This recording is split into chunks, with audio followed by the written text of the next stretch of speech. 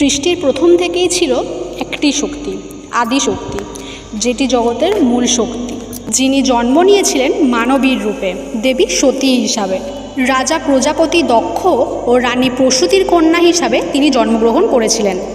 বিশ্বের অঘোষিত কথা ছিল তিনিই হবেন মহাদেব শিবের পত্নী। দেবী সতী মনে প্রাণেই চাইতেন মহাদেবকে। তিনি শুরু করলেন তার জন্য কঠোর তপস্যা।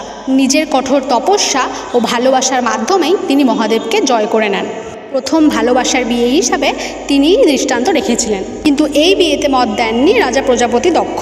তিনি দেবী সতীর সাথে সমস্ত সম্পর্ক ত্যাগ করলেন। প্রজাপতি দক্ষ একসময় বিশ্বের সবথেকে বড় যজ্ঞের আয়োজন করেন। তিনি সমস্ত দেবদেবীকে আমন্ত্রণ জানালেও মহাদেব শিবকে তিনি আমন্ত্রণ জানাননি। রানী প্রসূতির অনুরোধে তিনি দেবী সতীকে আমন্ত্রণ জানালেও দেবাদিদেব মহাদেবকে কিছুতেই আমন্ত্রণ জানালেন না। মহাদেবের হাজারো বারণ করা সত্ত্বেও দেবী সতী তার পিতার দেওয়া আমন্ত্রণে উপস্থিত হয়েছিলেন এবং উপস্থিত হয়ে তিনি তার পিতাকে একটি মাত্র প্রশ্ন করেছিলেন যে কেন তার স্বামীকে এই সবথেকে বড় যজ্ঞে আমন্ত্রণ জানানো হয়নি। সেই কথার উত্তরে রাজা দক্ষ মহাদেবকে নানাভাবে অপমান করতে থাকেন। স্বামীর অপমান সহ্য করতে না পেরে দেবী সতী অপমানে যজ্ঞের আগুনে নিজের প্রাণ আহুতি দেন। দেবী সতীর এমন অবস্থা দেখে মহাদেব শুরু করেন বিশ্বের সবথেকে ভয়ঙ্কর তাণ্ডব।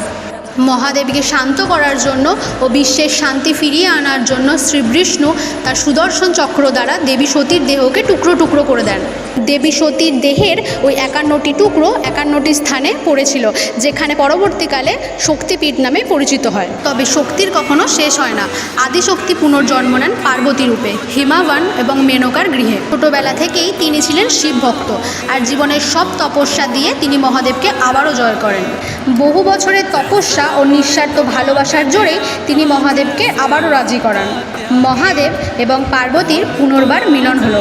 এই মিলন হলো সৃষ্টি, স্থিতি ও সমাহের সমতল। এই গল্প শুধু প্রেম আর পুনরাগমনের জন্য নয়, এটা হলো নারী শক্তি, ভক্তি ও ধর্মের এক চিরন্তন উপাখ্যান।